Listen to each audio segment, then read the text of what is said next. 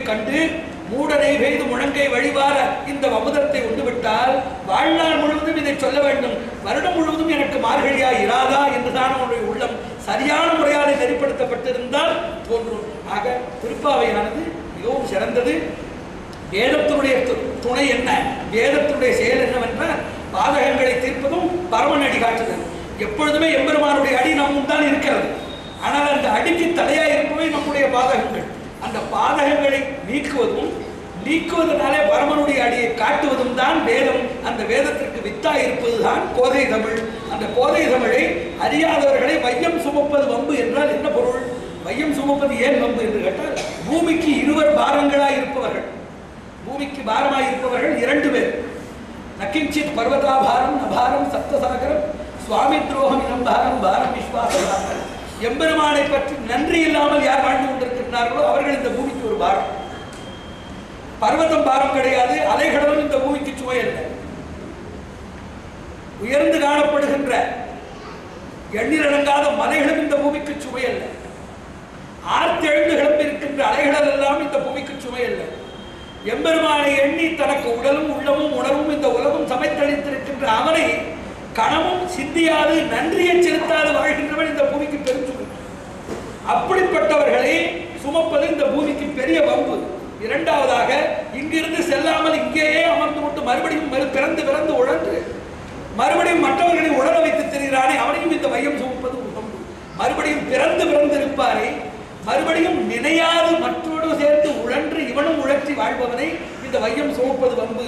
ஆக எம்பெருமானை காட்டி முக்திக்கு வழிகாட்டுகின்ற இந்த திருப்பாவியை ஒரு அறிவுரையாக ஏற்று அருளுரையாக செய்து எம்பெருமானுடைய ஆசியுரையாய் அருளாருடைய ஆசியுரையாய் எண்ணி பற்றி செயல்படுத்தி அவனை அடையாதவர்கள் இந்த மண்ணுலகிற்கு பெரும் சுமையாக இருப்பவர்கள்.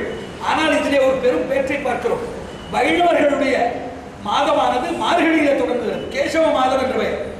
ஒவ்வொருவருக்கும் 12 ஆண்டு திட்டம், 12 மாத திட்டம், 60 ஆண்டு திட்டம் என்று பலவிதமாக இருப்பதை பார்க்கிறோம். மாமாங்கம், மாதம், வருடம், சஷ்டி என்றெல்லாம் இவற்றை சொல்வார்கள்.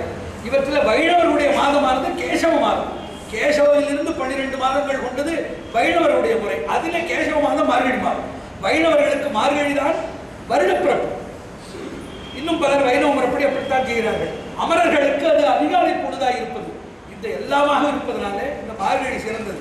அதிலே நாம் பார்க்கிறோம், இந்த மார்கழி பிறப்பும் ஜனவரி என்று அழைக்கப்படுகின்ற ஆங்கில ஆண்டு பிறப்பும் ஒன்றோடு ஒன்று ஏய்ந்து வருபவை. இந்த மார்கழியினுடைய நடுப்பகுதியில் தான் ஆங்கில ஆண்டாகிற ஜனவரி வைத்திருக்கிறார்கள். ஆனால் அந்த கால முறைப்படி ஆங்கில ஆண்டு முறைப்படி ஜனவரி கிடையாது. இந்த காலையில் ஒருவர் சொல்லிக் கொண்டிருந்தார், அக்டோபர் என்றால் 8 அல்லவா, அக்டோ என்றால் நவம்பர் என்றால் நோவா என்றால் 9, டிசம்பர் என்றால் டெசி என்றால் 10. அப்போ டிசம்பர் 10வது மாதமாக இருந்திருக்க வேண்டும்.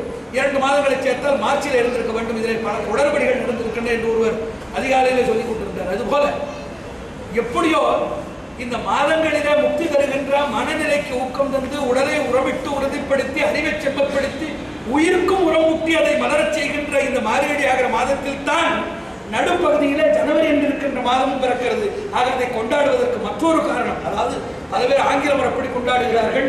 அலுவலர்களும் பள்ளிக்கூடங்களும் என்று விடுமையாக இருப்பதனாலே பலர் கூடி கழித்து கொண்டாடி குதூகலித்து குதித்து கும்மாளம் விடுவதற்கு ஒரு நன்னாளாக பொன்னாளாக இது வைக்கப்பட்டிருப்பதை பார்க்கிறார்கள். ஆனால் நமக்கு இதே ஜனவரி மாதமானது மார்கழி மாதத்துடைய இடைப்பகுதியில் வருகிறது.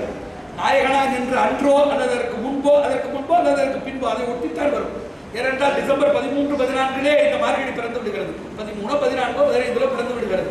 சரி நடுப்பகுதியில் வந்துவிடும். 13, 14, 15 ஜனவரியில் நமக்கு தை மாதம் பிறந்து விடுவதை பார்க்கிறோம். ஆக மார்கழி மாதத்திலே இறைநிலையை 5 மாதங்களை அனுபவித்து 10 பேரை எழுப்பிக் கொண்டு இவர்கள் தயாராக செல்கின்ற பகுதியில ஜனவரி வந்திருக்கிறது. அந்த அடிப்படையில் நாம் இதை சேர்த்து வைத்துக் கொண்டாட முடியும். மார்கழியினுடைய நடுப்பகுதியாக இருப்பதனால மார்கழி மாதத்திலே சேடப்படுகின்ற கொண்டாட்டங்கள் என்றால் ஜனவரி 1 என்றால் அனைவருக்கும் அன்று அலுவலர்களும் பள்ளிக்கூடங்களும் விடுமுறை. அன்று அனைவரும் கொண்டாட வேண்டும் என்கிற இயல்பை உள்ளத்திலே இயல்பாக இலகுவாக பெற்றிருக்கிறார்கள். மார்கழியை கொண்டாட வேண்டும் என்று அத்துணை ஆயத்தம் மக்களிடம் இருப்பதாக தெரியவில்லை. ஆக மக்களிடம் கொண்டாடக்கூடிய எண்ணமும் இருக்கிறது, நேரமும் இருக்கிறது என்றால் அந்த எண்ணத்தையும் நேரத்தையும் திசை திருப்பி நன்னெறிப்படுத்துவதுதான் நெறியாளர்களுடைய பண்பு. இந்த வகையில் அனைவரும் இங்கு நல்ல சுவை உணவை அருந்த வேண்டும். உலகமெல்லாம் வாழ்வதற்காக வேள்விகளை செய்து நாமும் நன்றாக நம்முடைய பிள்ளைகளோடு உள்ளத்திலிருந்து அவலங்கள் எல்லாம் நீக்கி இல்லத்திலிருந்தும் நம்முடைய சீர்கேடுகள் எல்லாம் தொலைந்து உடலிலேயும் உறுதி பெற்று ஏதோ உற்றார் உறவினோடு நன்றாக கல்வி கேள்வி மனை நலத்தோடு வாழ வேண்டும் என்று பலர் விரும்பி வேண்டி வந்திருக்கிறார்கள். அந்த விருப்பங்களை எல்லாம் நிறைவேற்றும் வண்ணமாக எம்பெருமானை தீயாலே வழிபடுகின்ற திறமாய் இருக்கின்ற வேள்வி எனப்படுகின்ற பெரும் வழிபாட்டு முறையினாலே அவனை வேதத்தினுடைய உச்சி மந்திரங்களாலே ஓம்பி வழிபட்டு இன்று செயல்பட்டு இருக்கிறோம். அதுபோல எம்பெருமான்களையும் அவனை வழிபட்டிருக்கின்ற ஆச்சாரிய பெருமக்களையும் அங்கு அவர்களுடைய திவ்யமங்கள விக்கிரகம் என்று அழைக்கப்படுகின்ற அளப்பரிய பேராற்றல் பெருங்கருணை வடிவங்களை எல்லாம் இங்கு வைத்து நாம் வழிபட்டுக் கொண்டிருக்கிறோம். இந்த மார்கழியுடைய இடைப்பகுதியும் ஜனவரியுடைய முதல் தினமும் ஒன்று சேர்ந்திருக்கின்றது. நன்னாளிலே கொண்டாட்டத்தினாலே வருகின்ற நன்மையும் இருக்க வேண்டும், மகிழ்ச்சியும் இருக்க வேண்டும். அதே சமயம் இத்தனை வழிபாடுகளை செய்வதாலே நன்மையும் இருக்க வேண்டும். ரெண்டு இதை சொல்வார்கள், அதாவது மகிழ்ச்சி நன்மை. இந்த இரண்டும் பல இடங்களிலே சேராது. மகிழ்ச்சி தருபவை நன்மை தராது, நன்மை தருபவை நமக்கு மகிழ்ச்சி தருபவையாக பெறுவது அமையாது.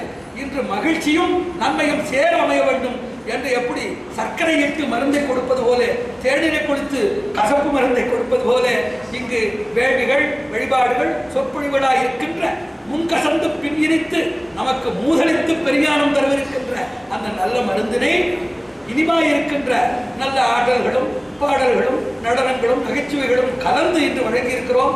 இதில் நகைச்சுவைகளை எல்லாம் மேல் உள்ளத்திலே வைத்து மகிழ்ந்துவிட்டு நாம் தந்திருக்கின்ற இறைச்சுவையாகிற உண்மை உணவை உள்ளத்தில் வைத்து புத்தியில் வைத்து போற்றி